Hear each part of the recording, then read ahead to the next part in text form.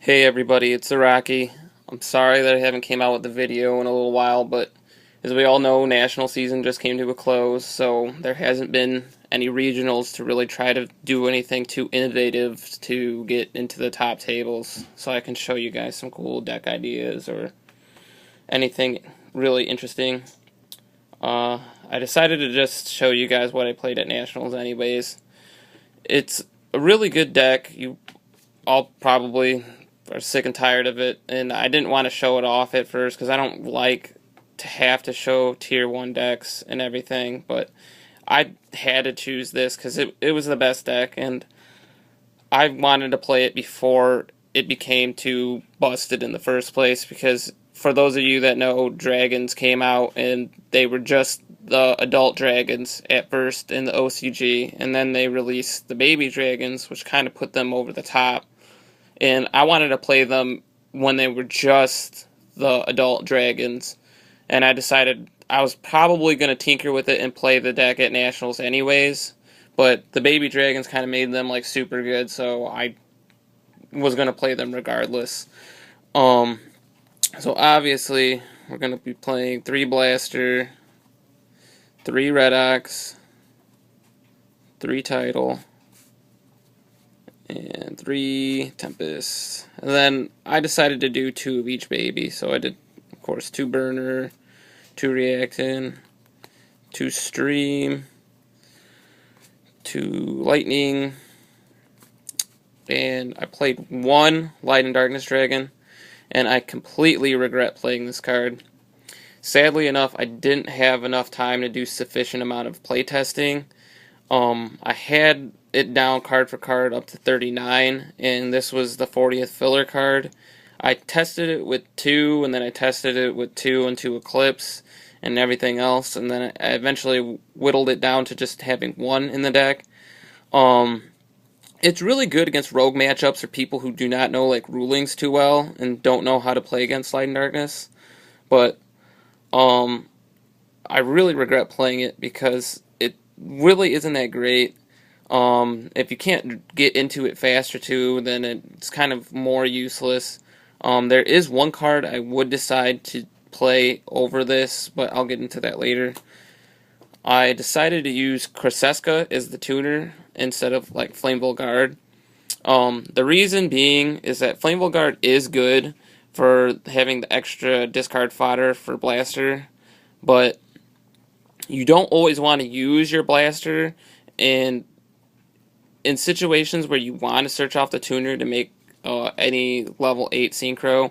You don't want to waste your Blaster because maybe once in a while you'll find a situation where putting extra damage on board with Blaster is more worth than searching out a Flammable Guard by banishing him. So I went with Kraseska because it's really good with Tempest, just in case you don't have Blaster or you don't have one of the dragons that you need to kind of get your whole dragon engine running. So it's another discard fodder with Tempest for more search options. And not only that, but it's 800 attack, which is way better than Flammable Guard, because you may be in a situation where that 800 attack may make the difference. So I decided to go with Kraseska. And then lastly, of course, we played all of the hand traps, 3 Maxi and triple Effect Veiler. Then for spells, we played 10. I did 3 Super Rejuve. I decided to go with 2 Gold Sarks. The reason being is that it's only really that good of a card in early game to get any of the missing dragons that you don't have already, to just start getting plays with them. Late game, this card's not really that great. It may be good for like searching off another spell or trap that you may have in the deck or in your side deck or whatever. But the one thing that I realized through playtesting is that if you open up a Super Jew for like +4, +6, whatever it may be, that usually you're going to want to draw into the hand traps or some of the other dragons that you haven't already used. So drawing into multiple Gold Sarks off of a Super Rejuve is kind of bad, because then it's just like another slow card that you have when you could have drawn into something that could potentially do a lot better for you. So I went with 2 Gold Sarks. And then last, all the spells I played were just one ofs. I did one Sacred Sword, although I do admit that Patrick Hoban and everybody else who topped that played multiple versions of swords is a good idea, because early game playing this card and being able to draw into the cards that you need is really good. And not only that, but the only other draw card in the deck is Super Juve, obviously. And if you need to draw into another dragon, or you need to draw into side deck options, or you need to draw into a hand trap, or whatever it may be, this is possibly the best card to get into that. So I would consider playing multiple copies of this if you decide to play the deck. And then one book and one Chalice. I cut the Gold Sark for Chalice. I decided to play the Chalice simply because in the mirror match, if you're losing, one of the best options is if you have a Chalice and you can catch somebody in a max use trying to slow you down, you can go in a Colossal Fighter, Chalice one of their guys to up their attack, and then Suicide Ram the Colossal Fighter. So I feel like one of these cards was good just to catch your opponent off guard, just in case you were in a losing situation. And then one Heavy, one Reborn, and then I played two traps. I did two breakthrough skills. The breakthrough skill is really good just for having multiple negation effects or negation abilities. For the extra deck, we did 3 NAWCQ. This one is the 100% necessary card that you need at 3s. You can slide by playing 2 at a regionals or even locals, but at that level of event, 3 NAWCQs is definitely 100% necessary. I did 3 big guys. 2's alright, but since I had the opportunity to play 3, I played 3. 1 Gaios. I didn't make Gaios at all. Actually, no. I did make Gaios against a Constellar matchup that I had, but it got compulsed, so it was kind of useless. Gaia Charger, Crimson Blader, Colossal Fighter, an incredibly necessary card. Thought Ruler, really good against Evil Sworn. Scrap Dragon.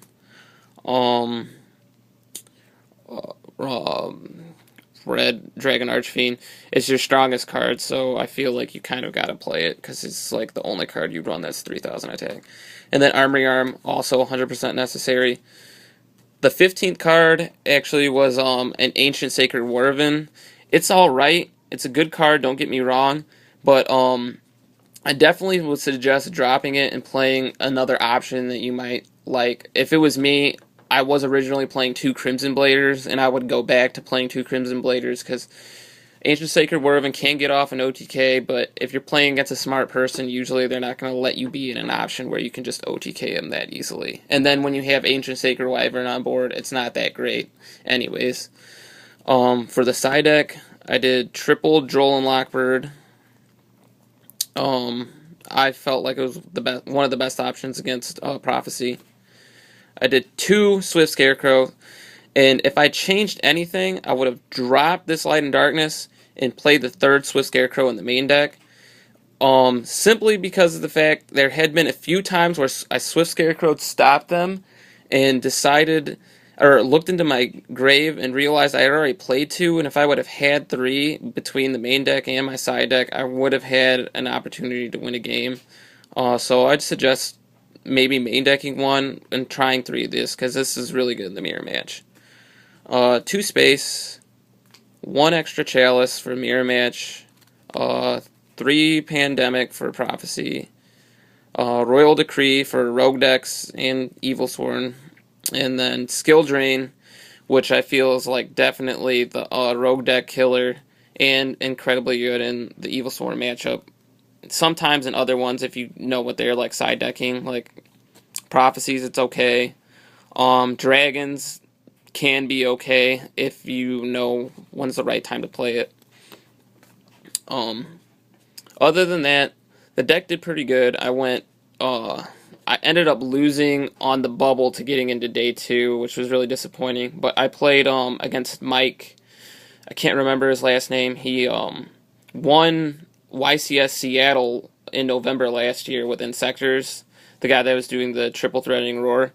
He was a really good player, but I lost to him in the last round, and I was a point short of getting into day 2. So It happened to me last year, so hopefully I'll get more playtesting time in next year, and I'll be able to get in to actually do better. But hey, it happens. It's Yu-Gi-Oh! If you have any questions about the deck, go ahead and let me know. I know people don't like seeing tier 1 decks over and over. Like, there was a few other regionals I went to. Like, I topped with Mermails, but I didn't want to show you guys the deck list because it was around the time Mermails were super popular, and I figured people would just get sick of seeing tier 1 decks. And I haven't really put a video out in a while, so I figured I might as well show you what I've been playing and what I decided to take to Nationals. I'll come up with a few other videos since the competitive season is pretty much over, and I'll come up with some cool deck ideas so I can show you guys some other things that I've been playing. But until then, I'll talk to you guys later.